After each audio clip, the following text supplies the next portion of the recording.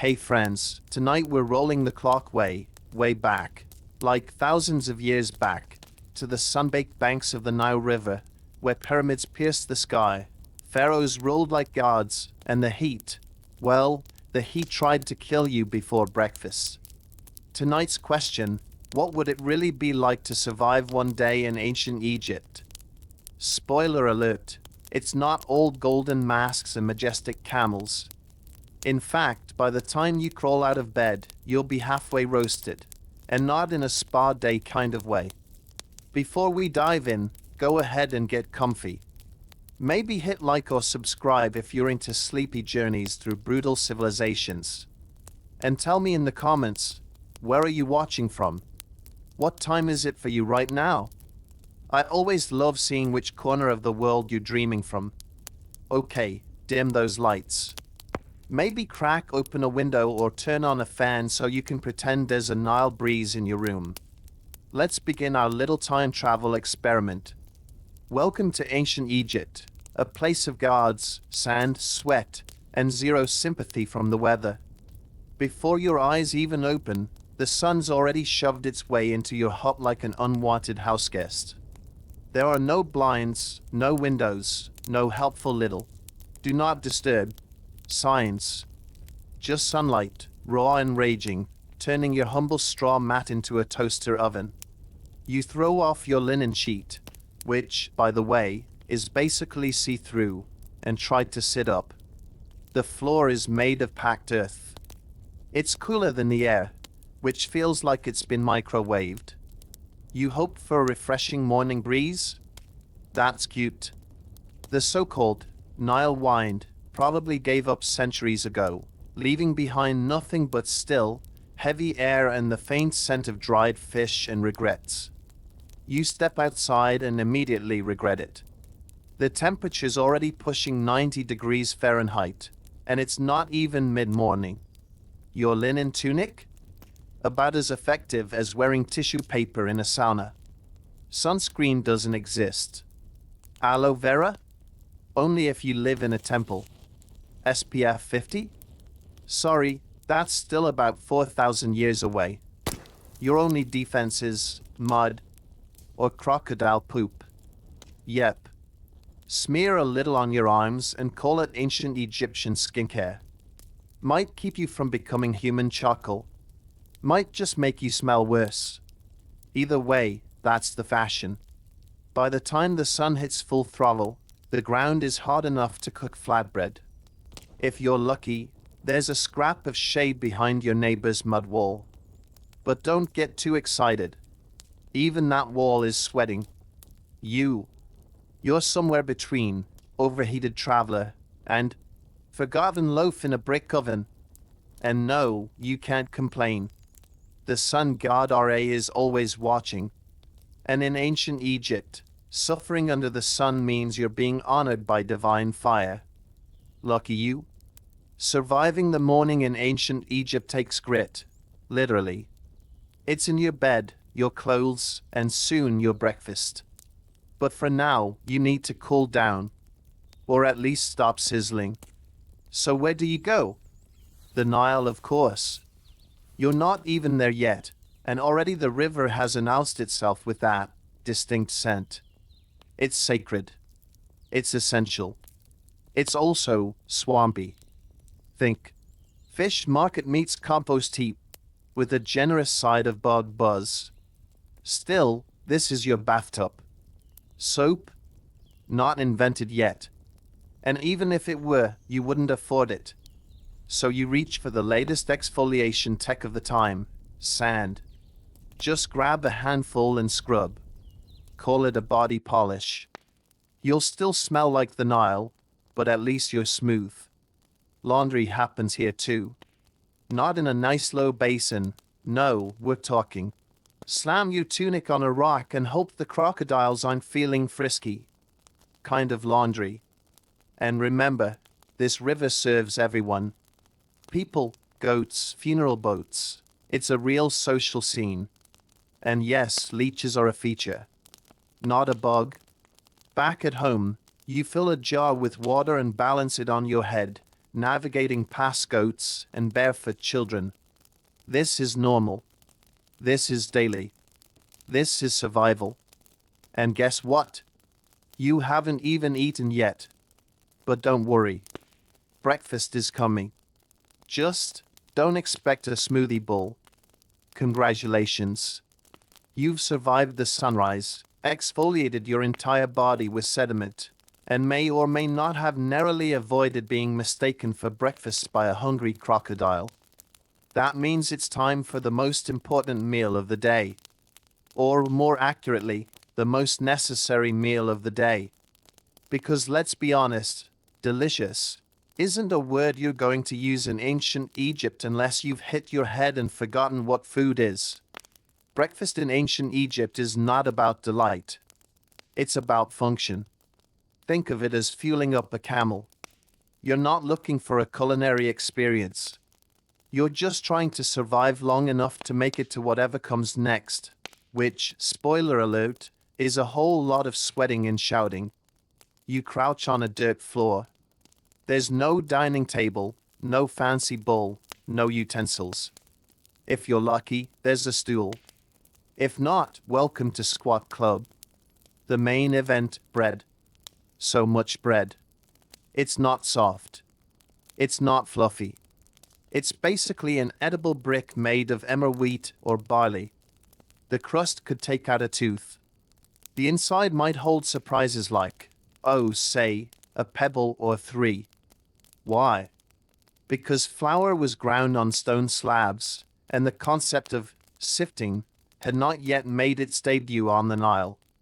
So yeah, there's sand in your sandwich. Minerals for breakfast. Yay? Then comes the beer. But let's manage expectations. This is not a cool IPA with a hint of citrus. This is warm, thick, chunky liquid that might technically qualify as drinkable, in the same way that porridge might qualify as portable. It's made from fermented grain and tastes like someone left a loaf of sourdough in the sun, then blended it with river water and confidence. It's not refreshing, but it is safer than the Nile. Boiling helps. Everyone drinks it. Yes, even the kids. No one's getting tipsy. They're just trying to avoid parasites. In this context, beer isn't a treat. It's a filtration system with bubbles. And then, if the gods are smiling, you might find an onion. Or a date. Or half of one. Protein? Only if someone caught a fish and felt like sharing it. As you gnaw through your sand-seasoned brick and sip your warm grain sludge, the flies show up. Dozens of them. Because to them, you are breakfast. You try to swat them away with one hand while holding your food with the other, because in ancient Egypt, multitasking is survival. There's no coffee to look forward to. No sweet roll. Just dense bread and lukewarm beer in the company of insects and sweat. You finish your meal, not because you're full, but because it's gone, and wipe your mouth with the back of your hand. The flavor? Let's call it earthy. The texture? Somewhere between chewy and gravel. Breakfast didn't satisfy. It enabled. And that's the point. Because now it's time to get to work. And trust me, work in ancient Egypt makes modern burnout look like a hot stone massage. Alright, you've chewed your gravel loaf, sipped your room temp boiling mush, and endured an aggressive swarm of flies. Time to face your actual Egyptian nightmare, the workday. Let's be clear. Unless you're a priest, a scribe, or someone who lucked out by being born into gold-plated royalty, your job is sweaty, painful, possibly lethal. You don't clock in. You don't clock out. You just survive. If you're a farmer, the Nile is both your boss and your nemesis. By sunrise, you're ankle-deep in wet earth, yanking up weeds or planting barley with tools so basic they might as well be sticks with dreams. Your back hurts? Congratulations. That means it's working. You're bent over for hours under a sun that's not just hot, it's personal. overseers patrol nearby, yelling encouragement that sounds more like threats. Now, if you're a laborer, welcome to ancient CrossFit, Pharaoh Edition. You're hauling multi-ton stones up slope ramps made of packed sand and regret. There are no safety rails, no boots, no union. You trip? That's a broken ankle and maybe a quick shove to the side so the next guy doesn't lose time. You're helping build temples, tombs, monuments, structures that'll last longer than you and your great-grandkids. Irony? You won't ever get to step foot inside them. Working on a tomb? Whole different level. You're chiseling limestone in dark, stuffy tunnels for someone else's afterlife. Make a mistake on the pharaoh's sarcophagus, and guess what? You just might become part of the wall. Forever. And if you're a woman, you're not spared. In fact, you're probably doing double duty. Grinding grain, hauling water, weaving linen, taking care of kids, cooking food, helping in the fields, and somehow managing to keep everything together while balancing a clay jar on your head. There's no be time. Your only break is when the baby naps for 7 minutes. You wipe your forehead with your sleeve and keep going, because stopping means someone else might get your share of grain, and you might get blamed. The sun doesn't care. It just keeps climbing. Your body screams for shade. Your sandals, if you even have them, are falling apart. And your reward at the end of the day? Crawling home, sore, dusty, and absolutely marinated in sweat. But here's the kicker, you don't get to complain. Because your boss isn't just a manager. He's a god. Literally. The pharaoh isn't just a king. He's considered the living embodiment of Horus, son of Are, chosen to maintain the balance of the cosmos. You question his decisions? That's not rebellion. That's heresy. And heresy can get you whipped, shackled, or sent to the afterlife without your favorite amulet collection. You see his face everywhere, on coins, statues, temple walls, even bread molds. His image is always the biggest in every mural. That's not a stylistic choice. That's the law. You'll never meet him, of course. Your best shot is catching a glimpse of his golden boat gliding down the Nile during a festival, while you're elbow deep in mud. Blink, and you miss your monarch. If you're really lucky, you might work on one of his divine projects. Carve a temple. Build a statue. Spend 14 hours a day shaping stone that you'll never get credit for. And you're supposed to be honored. Because if you're seen not looking honored, you may disappear like last year's grain tax record. And don't even think about organizing a rebellion. Pharaohs don't play. The last village that tried doesn't exist anymore. Wiped off the map and probably off the mural too. So yes, your job is dust, pain, heat, and more dust. And your best reward? Getting to do it again tomorrow. With fewer blisters if you're lucky. You thought the heat was bad? Cute. Because in ancient Egypt, your real enemy isn't the sun, the bugs, or even the pharaoh. It's sand. Sand is everywhere. In your home, in your hair, in your food. It's not just part of the landscape, it's part of you now. You're not a person anymore. You're a slowly disintegrating loaf of bread, crumbling one grain at a time. Let's start with your clothes. Linen sounds nice, right? It's breathable. It's natural. It's completely useless against sand. Wearing a linen tunic is like trying to keep the ocean out with a fishing net. The grains slip through the fabric, hug your skin, and somehow find their way into places you didn't even know existed. Eating? Your bread, already dense and unforgiving, comes pre-seasoned with grit. Why? Because grinding flour meant crushing grain between two stones, which meant tiny shards of stone became part of your daily menu. That crunch isn't a sesame seed, it's your future dental problem saying hello. Archaeologists have found ancient Egyptian skulls with teeth so worn down they look like river pebbles. That's right. Every bite of bread is also a bite of millstone. You're not just eating food. You're sanding down your molars one nail at a time. And forget the idea that your house is a safe zone. Your home is made of mud bricks, with holes and cracks, and open-air windows that have zero concept of seal. Every gust of wind is a delivery system for a fresh layer of sand on your bed, in your pots, under your pillow. Sand doesn't care if you just cleaned. It laughs in the face of your sweeping attempts. Shoes? Optional. And by optional, we mean most people don't have them. You walk barefoot, so sand becomes your exfoliant, your torture device, and your fashion statement all in one. If you do have sandals, they're made of reeds or leather straps that offer just enough protection to keep your dignity, but not your comfort. And then there are the sandstorms. Not a breeze, not a gust.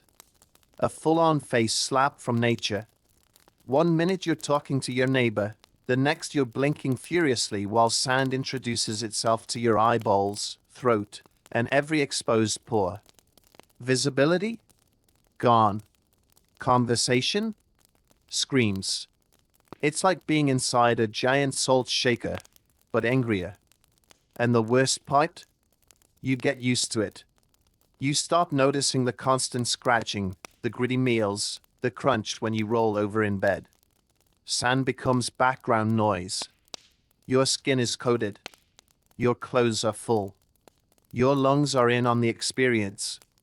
It's no longer just a part of your environment. It's a part of you. And no, you can't wash it off. You already tried. In the Nile. Which, by the way, has more sand.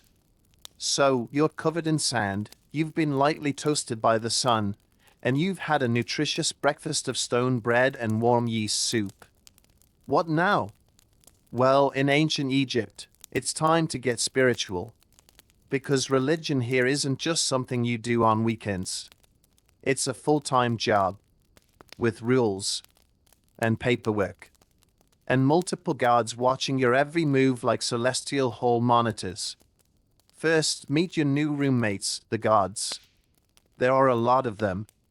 Ra drives the sun across the sky like a divine Uber driver. Thoth, with his ibis head, handles wisdom and calendars. Sobert guards the Nile and is half crocodile, half nightmare. Batet is a cat. Not. Has a cat. Is a cat. And she's in charge of joy, protection, and general sass. Oh, and that's just Tuesday. You don't choose which gods to follow. They choose you. Every town has its own divine roster, and every activity has a proper ritual. Waking up? Thank Ra, spill your beer? Apologize to Hathor. Stub your toe? Don't curse out loud. There might be a minor spirit listening who now wants revenge. Before you eat, offer food to the gods. Before you sleep, pray that Set, the god of chaos, doesn't toss your house into emotional disarray overnight. And when you die, oh buddy, that's when things really get complicated. Because death isn't the end, it's the start of your afterlife audit. You'll be judged in the Hall of Ma'at by a panel of 42 deities. Think, ancient Egyptian Shark Tank. Except instead of pitching a business, you're explaining why you didn't steal that goat.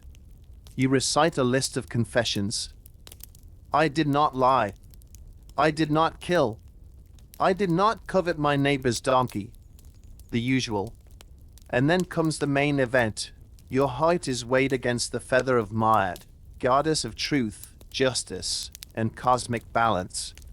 If your heart is heavier than the feather, no eternal paradise for you. Instead, you get eaten, not symbolically, literally, by Ammit, a hybrid creature made of lion, crocodile, and hippo, also known as Nope.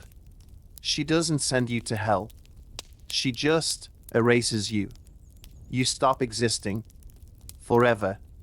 Which, in a culture obsessed with eternity, is basically the worst Yelp review imaginable. And here's the kicker, it's not just your actions that matter. It's your words too. One bad confession, one skipped prayer, one half-hearted offering, and boom, your crocodile lunch. Passing the test?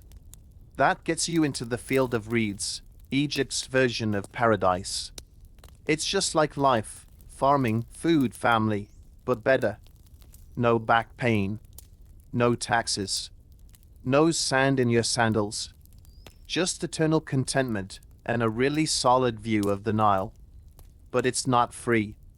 To even try reaching that afterlife, you need tomb preparation, prayers, funeral rites, and ideally, a copy of the Book of the Dead, which is not nearly as metal as it sounds. It's basically a cheat sheet with spells like, don't insult the crocodile god.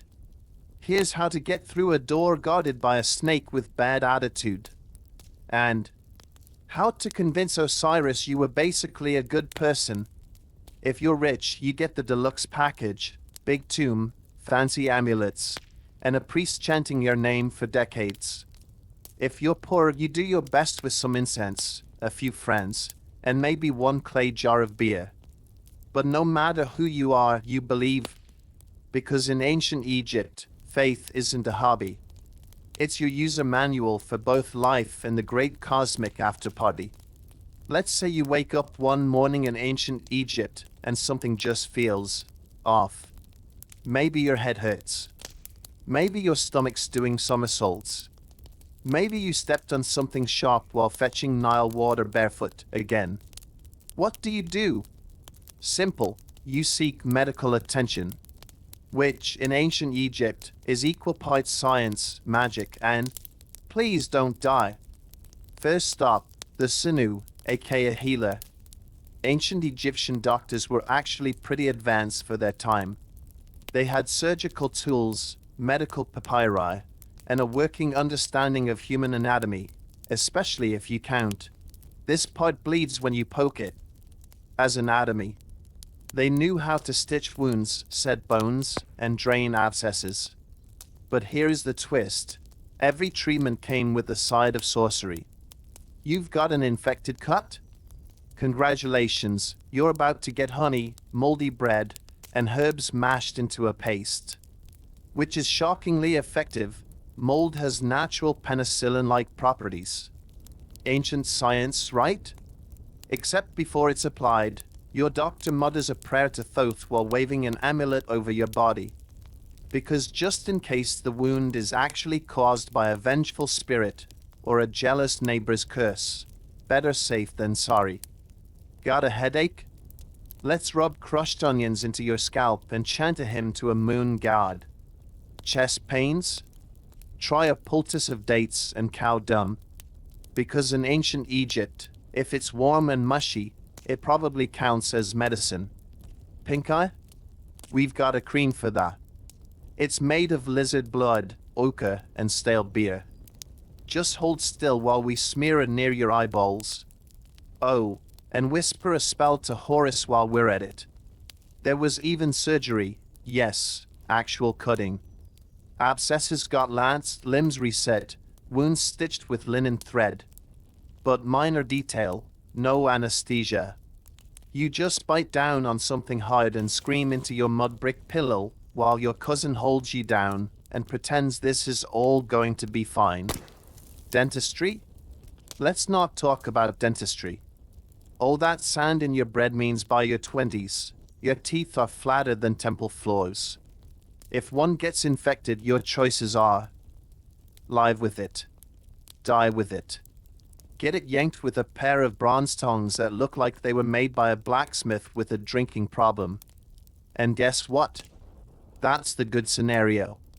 But wait, there's more. You're also going to get charms, necklaces, amulets, tiny idols tied to your chest. Because whether you're giving birth, bleeding out, or just sneezing too dramatically, the Egyptians weren't taking chances. Your illness could be caused by an invisible snake spirit wrapped around your spleen. And there's only one cure for that: chanting in hope. To be fair, some of it worked. They understood hygiene, they used real herbs, and they documented their findings. But they also thought toothaches were caused by worm demons. So, balance. In the end, medicine in ancient Egypt was a beautiful mess. A blend of early science, wild guessing, and spiritual security blankets. If you made it out alive, you thanked the gods, and probably never questioned the method. So far, you've been sunburned, sandblasted, and possibly spiritually cursed. But now let's shift perspective. Let's say you're not just a person in ancient Egypt. You're a woman in ancient Egypt. First reaction might be, yikes. But here's the twist. Ancient Egyptian women had more rights than most women would for thousands of years to come. You could own property, run a business, sue someone in court, inherit wealth, and even initiate divorce. Pretty revolutionary for a world where sandals were high-tech. But before you pack your imaginary time travel bag and shout, "Go, boss," hold on. Legal rights don't mean easy living. Because the day-to-day reality is a full-body workout with bonus exhaustion. You're up before the sun, and not to do yoga or sip date milk lattes. No, you're grinding grain by hand, using a giant flat stone. It eats wheat and your spinal alignment in equal measure. Then it's off to haul water from the Nile, cook breakfast, tend livestock, look after kids, spin thread, weave linen, maybe help in the fields, and somehow keep the house standing. No time for poetry. No time for naps. You are a one-woman economic engine in linen. Pregnant? Too bad. Maternity leave doesn't exist. You give birth in a room full of incense and anxious midwives, armed with prayers, herbal paste, and hope. No epidurals. No sterilized anything. No lullaby playlist. And if you survive childbirth, congrats. You've got a new dependent and about 40 more years of physical labor. Let's talk fashion. Your outfit, a straight-cut linen dress. Breathable, practical, no underwear, no shoes. Your feet collect sand. Your shoulders collect sunburn. And your face collects every gnat in a 5-mile radius. But hey, you've got eyeliner. Egyptian women loved makeup, and not just for the selfies. Kohl eyeliner wasn't just stylish. It helped with sun glare and supposedly warded off infections. Functional glam. Of course, if you were born into a wealthy family, things were better. You might be literate, manage estate accounts, or even become a priestess. If you hit the jackpot and came from royalty, you could roll an empire. Yes, really. Egypt had female pharaohs. Powerful, politically savvy, eyeliner-sharp legends like Hatshepsut and, centuries later, Cleopatra. But for 99% of women, your power didn't come from titles. It came from doing everything, all the time, without stopping. You weren't legally owned by your husband, but you were absolutely owned by your to-do list. Still, compared to other ancient civilizations, Egyptian women had remarkable autonomy. They could go to court, keep their inheritance, and weren't legally considered property. In ancient Rome or Greece, that was unheard of. So yes, you had rights. But comfort? That was for statues and goddesses. You, meanwhile, are elbow deep in dough, swatting flies off a toddler, and trying to remember when your last break was. All right, it was never. So you've made it. You worked yourself into exhaustion, raised 3 kids on stone bread and boiling beer, dodged sandstorms, parasites, and possibly a jealous spirit or two, and now you've died. Time to rest in peace? No. This is ancient Egypt. You don't rest. You enter a multi-stage cosmic trial that makes modern tax season look like a walk along the Nile. Step 1. Your soul gets up and heads to the Hall of Maat. This is no cozy waiting room. It's a grand, celestial courtroom where 42 divine judges await you. Yes, 42. Because apparently eternal judgment needs a quorum. Here you undergo what's basically the world's oldest legal deposition. You must declare, one by one, 42 negative confessions. Things like, I did not steal. I did not lie. I did not curse the gods. I did not borrow someone's amulet and conveniently forget to return it. Miss one? Say the wrong thing? Guess what? No afterlife for you. Then comes the weighing of the heart. Your actual heart, believed to contain your soul, is placed on a scale, balanced against the feather of Maat, the goddess of truth and cosmic balance. If your heart is heavier than the feather, yeah, that's bad. It means you've lived a shady life. You've been mean, lied a bit too much, maybe side-eyed your neighbor's goat. And now it's judgment time. Enter Ammit, the soul-eating demon goddess you never knew you feared. She's part crocodile, part lion, part hippo, and all nightmare. If your heart flunks the feather test, she eats it. No trial. No appeal. No second chance. Just one big bite, and your soul is gone forever. Erased. Nada. Not even a souvenir. And in a society obsessed with eternity, that's the worst fate imaginable. But let's say you passed. You were honest. You returned borrowed items. You said thank you to the gods and didn't trample your neighbor's garden. Congratulations. You enter the field of reeds, a blissful afterlife that looks a lot like rural Egypt, but with fewer sand fleas. Here, your soul gets to farm without sweating, eat without rationing, and sail the Nile under eternal gentle sunshine. With your family. And maybe a boat or two. Sounds amazing, right? Well, you still need to bring a good travel plan. Which is why rich Egyptians spent decades preparing for this. They filled their tombs with food, furniture, miniature servant dolls called Shabtas, and copies of the Book of the Dead, the spiritual cheat sheet for the afterlife. It's packed with spells, instructions, and cosmic passwords. Kind of like a divine FAQ section. What to say when confronted by a giant beetle with attitude. How to open the door guarded by a flaming snake. What not to tell Osiris after a bad harvest. If you're poor, you might get a basic wrap, one pot, and a prayer that the gods are feeling generous that week. But no matter how big or humble your funeral is, everyone is aiming for the same thing, peaceful eternity. Because in ancient Egypt, the afterlife isn't a side note. It's the main goal. Let's say you pass the 42-question spiritual interrogation, dodged soul-eating beasts, and earned your eternal Nile-side real estate in the field of reeds. Now let's rewind a bit, to before you died, and talk about the real project of your life, your tomb. Because in ancient Egypt, death wasn't just an ending.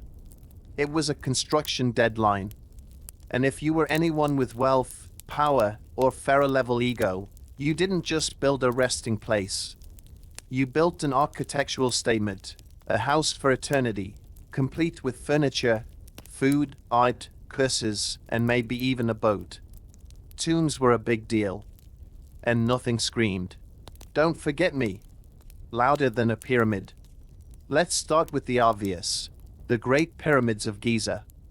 These aren't fancy pointy sand piles.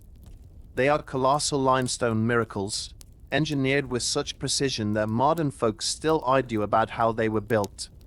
How do you drag millions of multi-ton stone blocks across the desert? Answer: very slowly, while sweating profusely, and probably under threat of divine punishment if you slack off. The largest one, the Great Pyramid of Khufu, is over 480 feet tall and was the tallest human-made structure in the world for more than 3,800 years. Let that sink in. People were building castles and cathedrals while this thing just stood there, casually surviving sandstorms and empires. And remember, all of this was built without cranes, trucks, or lunch breaks. So why? Why spend decades, fortunes, and thousands of workers to build a giant triangle in the desert? Simple. Because in ancient Egypt, your tomb wasn't a grave. It was your eternal apartment. The bigger, higher, and more complex it was, the more secure your afterlife felt. You weren't just trying to impress your descendants. You were trying to impress the gods. It also didn't hurt that taller pyramids were harder to rob, in theory. Spoiler alert, it didn't work. Tomb raiders were basically Egypt's most persistent career field. More on that in part 13. But for now, just know, pyramids were power. They said. I mattered. I prepared. I want my bones surrounded by gold, incense, and enough paintings of me sitting with fruit to last millennia. But it wasn't just pharaohs. Even mid-level officials and scribes built elaborate tombs, often carved into cliffs, filled with texts and murals, scenes of farming, music, feasting, and fishing. Because the afterlife wasn't vague or abstract. It was personal. You didn't hope for peace. You designed it. Room by room. Brick by brick. And if you were poor, well, you did your best. Maybe a shallow grave in the sand, a wrapped body, and a clay pot filled with bread or beer, just in case Osiris asked for a snack. No limestone. No paintings. But the dream? Still the same. So the next time you see a pyramid and think, wow, that's a lot of rock, just remember, it's not a monument. It's someone's very ambitious, very expensive, very eternal retirement plan. All right, you survived another day of brutal heat, dust-choked labor, possibly stepped on something sharp, and offered 3 different prayers to 3 different gods just to avoid nightmares. Now it's bedtime. Time to crawl into your cozy mud brick home, stretch out, and oh right. You sleep on a straw mat. On the floor. Next to the chickens. And possibly a family member's foot. Your pillow? A curved block of stone or wood designed to keep your head elevated and your hairstyle intact. Because nothing ruins the afterlife like messy hair. It's not plush. It's not soft. It's basically the ancient Egyptian version of sleeping on a doorstep. But hey, at least it helps keep the bugs off your face. Speaking of which, meet your nighttime companions. Mosquitoes. Gnats. Fleas. Lice. Possibly a curious scarab beetle. They don't knock. They don't pay rent. They just exist, in swarms, and they love warm human skin more than RA loves sunrise. You try to sleep. You roll one way, straw pokes your ribs. You roll the other, something skitters over your foot. You sit up, you hit your head on a low ceiling beam. You lie back down, now your pillow feels colder and somehow less comfortable than before. And if you live near the Nile, good luck.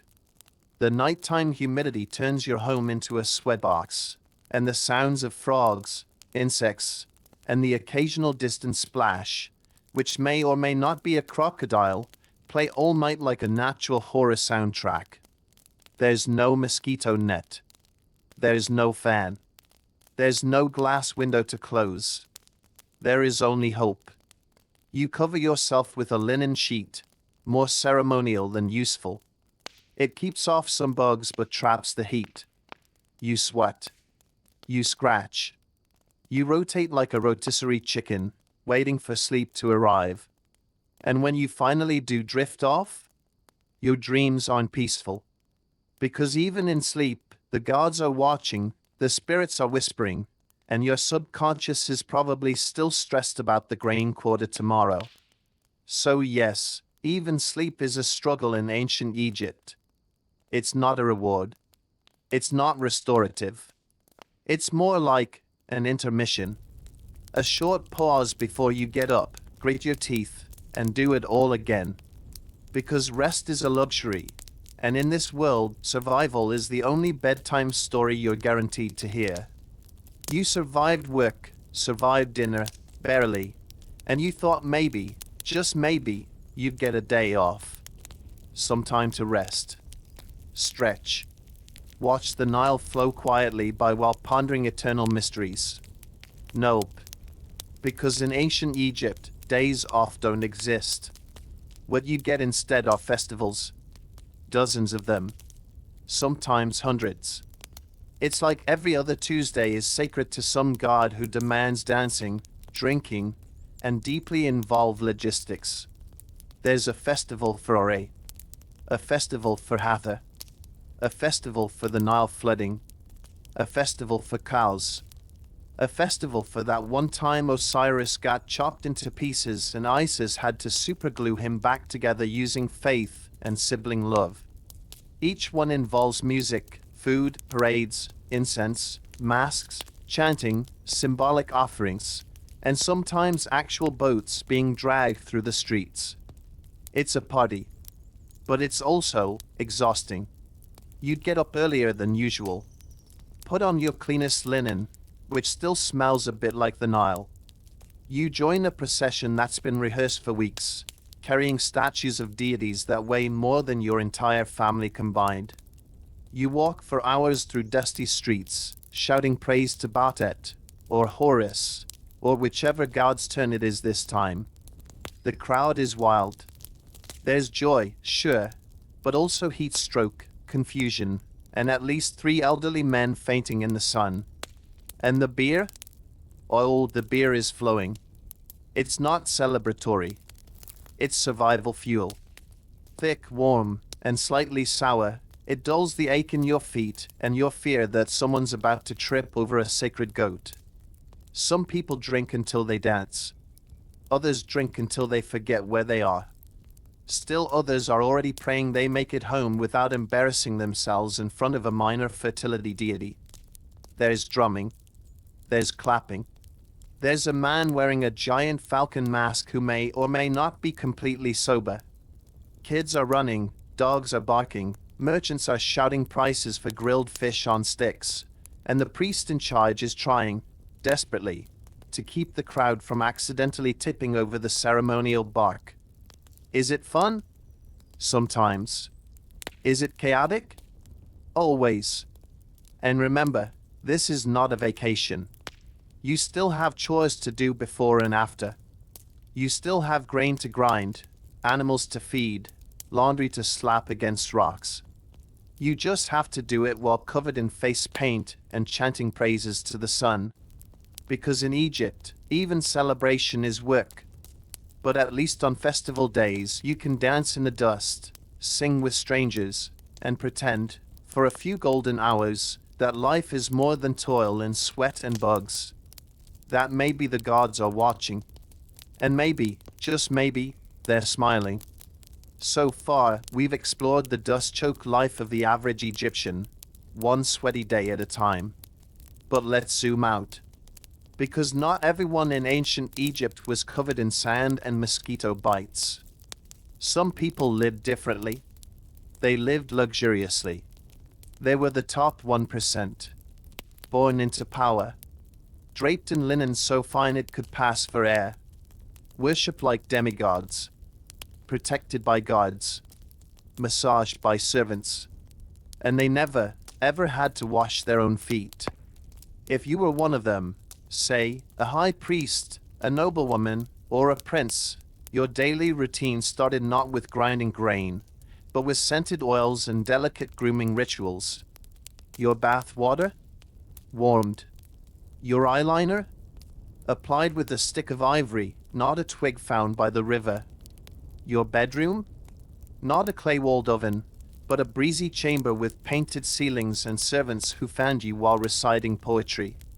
And your pillow? Not stone. Not even wood. Actual cushions. Breakfast? Oh, you had options. Fresh fruit.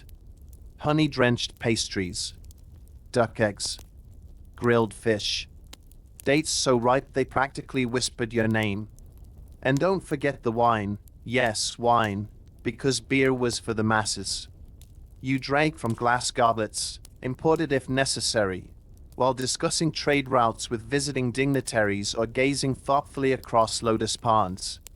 Your clothing was bleached, pleated, and occasionally perfumed. Your jewelry sparkled in the sunlight, not because it had to, but because you expected it to. And your job? Well, you didn't exactly work. You managed. You oversaw things. Signed documents. Gave approvals. Nodded sagely. Or if you were royal, you appeared. That's all. Just showing up at a temple festival, dressed like gold itself, could cause crowds to weep and faint. People bowed. Priests chanted. Children scattered lotus petals in your path. You weren't just rich. You were chosen. Your tomb was planned before you could write your own name. Your life was documented on scrolls, on walls, in the hearts of your subjects. And your death? It was an event. Multiple-day ceremonies. Sacrifices. Priests crying on cue. Dozens of shabdas packed to work for you in the next life. And enough treasure to make future archaeologists do double takes for centuries. But here is the irony. For all the comfort, power, and divine attention, even the richest Egyptian couldn't escape the final test. That heart-on-a-scale moment. That feather. That crocodile-lion-hippo hybrid waiting just beyond the veil.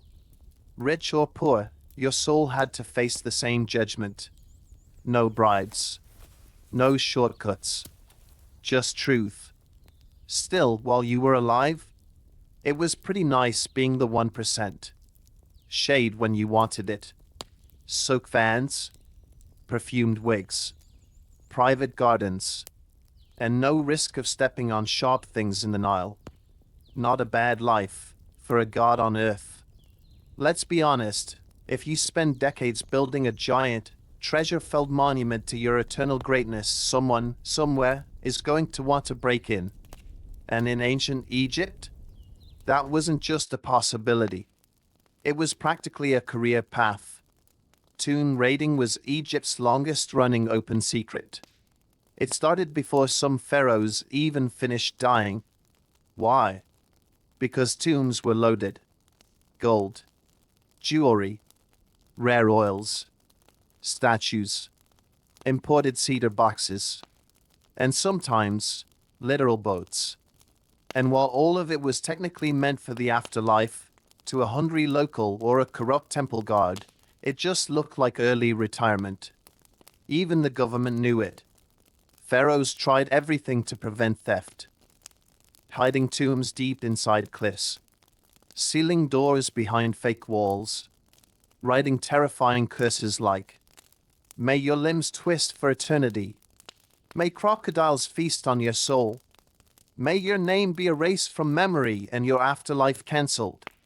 Spoiler, none of it worked. Because tomb raiding wasn't done by outsiders with maps and torches. It was often done by insiders, builders, painters, guards, even priests. The same people who helped bury the treasure came back for it later. And the risks? Oh, they were high. If caught, punishment could be brutal. Public beatings, amputation, execution, or worse, total erasure from the record books, which in Egypt was like being deleted from existence twice. But the reward? Too tempting. And it wasn't just royal tombs that got hit. Even commoners buried with a few jars of beer, bread, or a cheap amulet were targets. Linen was currency. Tools were valuable. And if times were bad, even food meant for the afterlife could become dinner tonight. Sometimes it wasn't greed. It was desperation. Egypt faced famines, invasions, civil unrest. When survival is on the line, your neighbor's sacred loaf starts looking less symbolic and more snackable. Fast forward a few thousand years, and the raiding didn't stop. It just evolved. By the 19th century, European explorers were yanking artifacts out of tombs faster than you can say. Museum collection. Mummies were unwrapped at parties. Sarcophagi were auctioned like fine wine. Entire temples were shipped overseas brick by brick. The line between archaeology and robbery? Let's just say it got sandy. So yes, being buried in ancient Egypt was no guarantee of peace. Your tomb might be robbed. Your name might be lost. Your treasure might end up in a display case somewhere between gift shops. Which is why, perhaps, so many tombs were filled with one final hope. Spells. Protections. Prayers that maybe, just maybe, someone, divine or human, would respect your rest. But history? It has a habit of cracking open even the most sacred doors. You've survived backbreaking labor, soul-weighing judgment, and a bed made of straw and regret. But now let's talk about your other daily obstacle in ancient Egypt, nature. Because Mother Nature here isn't gentle. She's not nurturing. She's testing you. Constantly. And sometimes with fangs. Let's start with snakes. Egypt is home to cobras, vipers, and other sluddery death noodles that view your bare ankles as an open invitation. You're walking barefoot through dry brush, carrying water, and suddenly, surprise, hiss, bite, panic. There were no antivenoms, no emergency rooms, just some herbs, a priest, and a really hopeful spell. Best case? You survive. Worst case? Your last memory is someone trying to chant while applying mashed onions to your leg. Then there are the scarabs. In modern times, they're cute symbols on jewelry. In ancient Egypt, they were everywhere. Crawling through crops, climbing walls, occasionally flying straight into your face like tiny armored missiles. To be fair, Egyptians loved scarabs, symbolically. They represented rebirth and the sun god Ra rolling the sun across the sky. But spiritually sacred or not, they still buzzed. They still bit. And they absolutely did not care if you were meditating. Now the cows. Yes, cows. Cows were considered sacred, especially in relation to Hathor, goddess of motherhood, music, and joy. They were protected, respected, and sometimes worshipped. But cows are still cows. They wandered freely. They pooped freely. They stepped on things, sometimes human toes, and occasionally got aggressive when someone got too close to a calf. Getting trampled by a divine bovine isn't exactly the way you want your life to end. Other fun threats from nature included crocodiles lurking in the Nile, just when you thought it was safe to do laundry. Scorpions under your bed mat, because nothing says good morning like surprise venom. Locusts, which could wipe out entire harvests and ruin your family's food supply with one poorly timed swarm. Sandstorms, because why not add blinding walls of wind to the mix? Heat stroke, because walking 2 miles with a jar of water on your head in 43 degrees Celsius weather is just Monday. And yet, despite all this, the stinging, the biting, the baking, the Egyptians didn't curse nature. They honored it. They turned animals into gods, weather into divine will. The Nile's flooding into a blessing, even when it washed away half the village goat pen.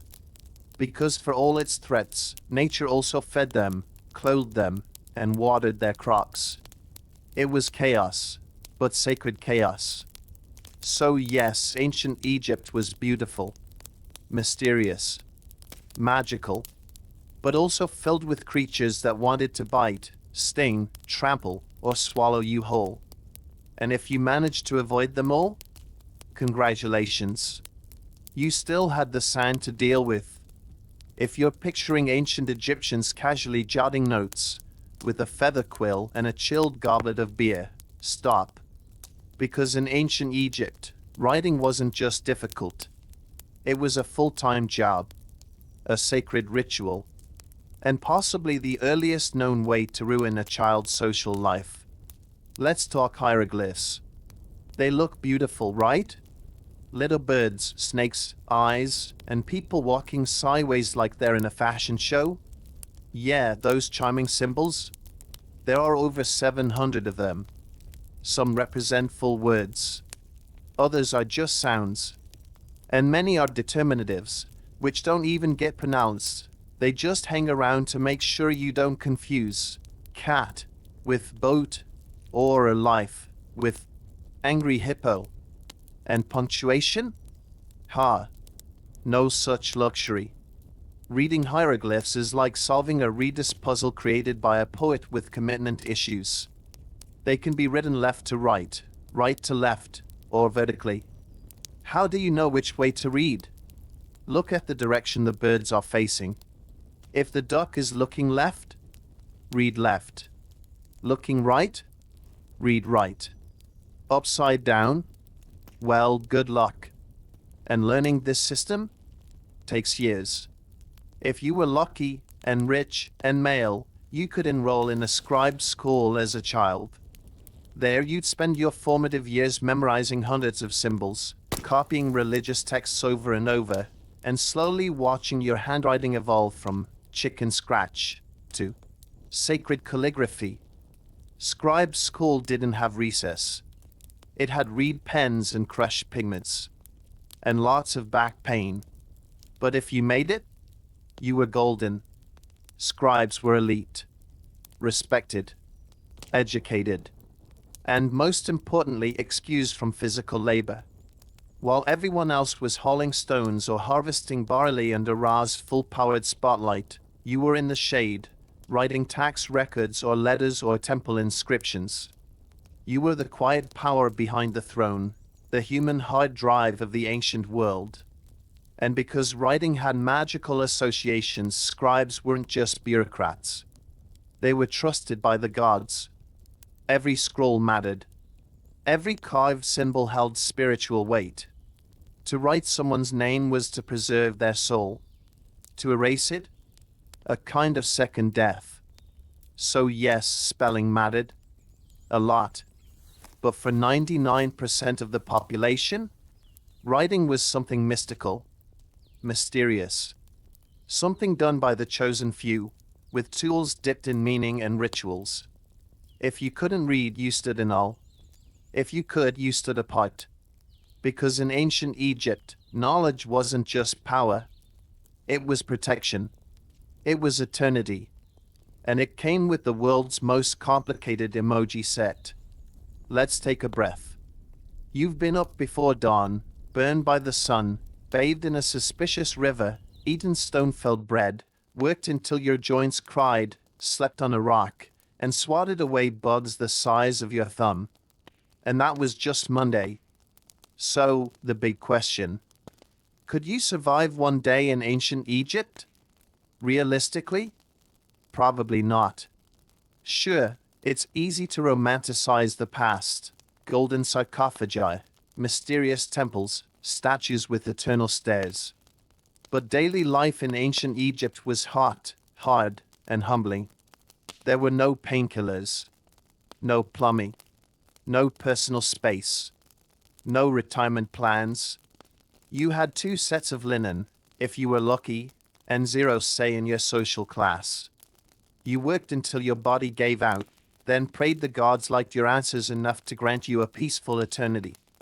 You were at the mercy of the sun, the Nile, your overseer, your crops, and about 14 deities with complex emotions and animal heads. And if none of that got you, sand would. But here's the beautiful part. Ancient Egyptians didn't see life as a punishment. They embraced it, fully. They danced. They worshipped. They invented. They wrote love poems. They laughed around fires and sang during harvest. They honored cats. They dreamed big enough to carve eternity into stone. They knew life was hard, and they still made it mean something. Even when their sandals broke, even when their gods were silent, even when their tombs were looted centuries later. Because somehow, against time and sandstorms in the silence of centuries, we still remember them. And maybe that's survival in its highest form. So no, you probably wouldn't last a day in ancient Egypt. But that's okay. They lasted thousands of years. And maybe, just maybe, that's why we still whisper about them under the stars. In awe, in respect, and in wonder. Person in bed, thank you for joining this long and dusty journey. May your bed be soft, your dreams pyramid-shaped, and your pillow definitely not made of stone. Just when you thought you'd escape the heat, curses, and crocodiles of ancient Egypt, surprise. We're heading to another land of pyramids. Another civilization of cosmic beliefs, blood rituals, and architectural flexing. But this time, we're crossing the ocean. Welcome to Teotihuacan, the place where gods were born. Imagine a city that predates the Aztecs. A metropolis so grand that even centuries later, no one knows who built it. There are no names of kings, no definitive written records, just stone, pyramids, and silence so loud it echoes through time. Teotihuacan wasn't a village. It was a super city. At its peak, it housed over 100,000 people, larger than London or Rome at the same time. And at the heart of it all, a pyramid flanked by monsters. This wasn't your average temple. It was the Temple of the Feathered Serpent, also known as the Temple of Quetzalcoatl. But unlike other places of worship that reach toward the sky in reverence, this one felt different. It felt like it was watching you. With dozens of carved serpent heads, jaws wide open, eyes unblinking, frozen mid-strike. Like a warning.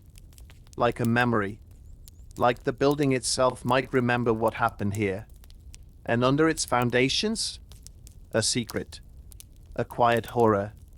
Because when archaeologists began to dig beneath this temple, they didn't find just offerings or statues or incense. They found bodies.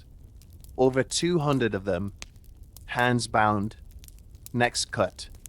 Some decapitated. Some buried with jaguar bones, obsidian knives, or necklaces made of human teeth. This wasn't a battlefield. It wasn't a massacre. It was a ritual. Each body placed deliberately, geometrically, aligned to sacred patterns, cardinal directions, symbolic groupings, celestial maps. This was blood for balance, death for order, and the message was clear. In Teotihuacan, the gods did not ask. They expected. But who were the people behind all this? That's the mystery. The city left behind temples, murals, tunnels, artifacts. But no names. No rulers carved in stone. No royal tombs. Only power, expressed through planning, symmetry, and overwhelming architecture. It was like the city itself was the deity, built as a machine to regulate cosmos and sacrifice alike. And the feathered serpent? It wasn't just a god. It was a bridge between life and death. Let's stop thinking of pyramids as big triangles. Because in Teotihuacan, they weren't monuments. They were messages. They were machines. And the most chilling of all was the Temple of the Feathered Serpent. To understand why, you have to look deeper. Beneath the carvings. Beneath the tunnels. Beneath the blood. You have to look at the math. The temple was built along Teotihuacan's Avenue of the Dead, a massive road that cuts through the city like a cosmic spine. But here's the weird part. The entire city is tilted, not by accident, but exactly 15.5 degrees east of true north. Why? Some scholars believe it aligns with the setting of the Pleiades star cluster. Others point to Venus, a planet sacred to Mesoamerican cultures, tied to war, sacrifice, and rebirth. When Venus rose, people died. When Venus disappeared, temples lit fires. And this temple? It sat exactly where it needed to be, a celestial pressure point. Now let's talk numbers. The temple's architecture repeats symbolic figures. 7-step platforms, feathered serpent heads interspersed with Tlaloc masks, god of rain and storms. Each detail arranged with ritual intent. Even the depth of its foundations mattered. In 2003, archaeologists found a tunnel beneath the temple, not random, but engineered. The walls were once coated in pyrite dust, reflective like stars. The floor had pools of liquid mercury, shimmering like rivers of the underworld. Walking through it would have felt like floating through the Milky Way, or maybe descending into creation itself. So what was this for? A theory. It was an initiation chamber. A passage from life to death to rebirth. Literal, spiritual, and political. Imagine. You walk through glowing darkness. Stars reflect off the walls. The air is thick with incense and metal. And when you emerge, you're not just a priest. You're part of the system. Because Teotihuacan didn't just build temples. It built transformation. And at the center of all this, the feathered serpent, a god who embodied contradiction. A snake that crawled the underworld. A bird that flew toward the sun. Life and death. Chaos and order. In the carvings, he stares out with wide eyes, mouth open, feathers flaring. He wasn't a symbol of peace. He was balance, maintained by blood, bricks, and burning sky maps. So no, the temple wasn't just a building. It was a cosmic mechanism. A calendar. A stage. A warning. And every stone was part of a sentence. A language made not of sound, but of shadow, sacrifice, and stars. Power doesn't always need a name. Sometimes it just needs presence. And in Teotihuacan, presence came in stone. In size. In silence. This was a city that didn't write the names of kings. It didn't build statues of rulers. Instead, it built structures that stared you down. Like the Temple of the Feathered Serpent, its serpent heads frozen mid-lunge, its plaza designed not just for gatherings, but for psychological warfare. Imagine, you're a visiting dignitary from a smaller city. You walk up the Avenue of the Dead, the scale already overwhelming. Then you arrive at the temple. It towers above you. The carvings don't welcome. They warn. Rows of jaguar symbols. Rows of gaping mouths. You've heard rumors of sacrifices. You're now standing where they happened. In public.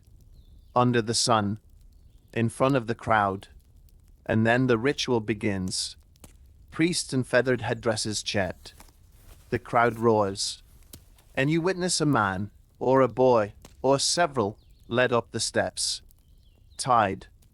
Laid out. A black obsidian blade rises in the sun. And then, the offering. Blood. Not spilled in secret.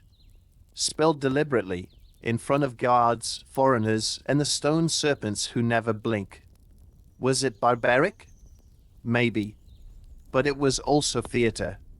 A performance to maintain the illusion. The gods are watching. The elite can speak with them. And the city will not hesitate to feed them. It was control through awe. Through dread. Through a kind of divine stagecraft no one could ignore. And it worked. No written laws. No visible royal court. Just architecture as ideology. Space as propaganda. If you wanted to rule without a face, you needed something stronger than a crown. You needed rituals the earth remembered.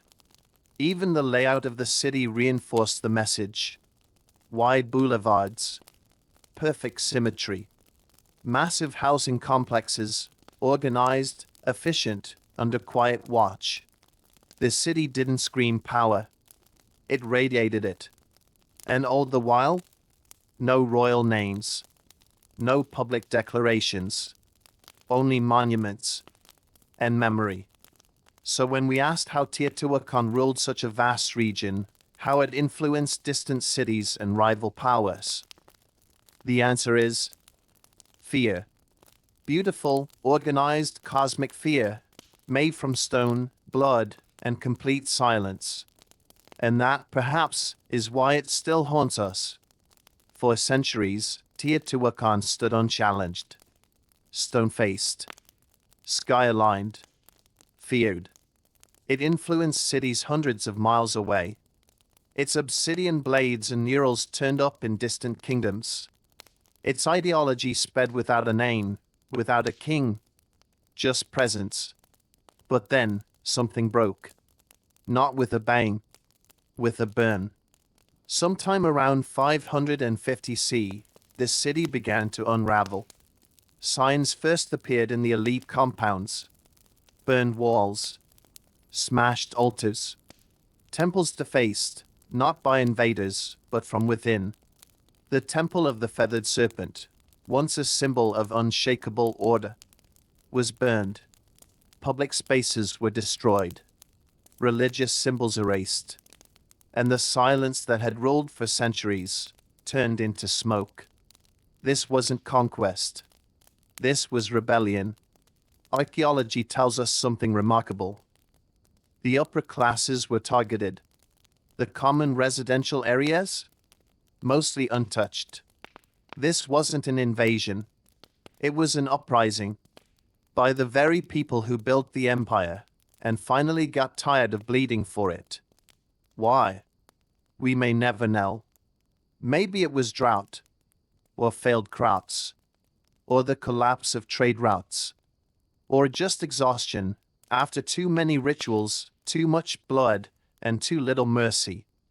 But one thing is clear. Teotihuacan didn't fall.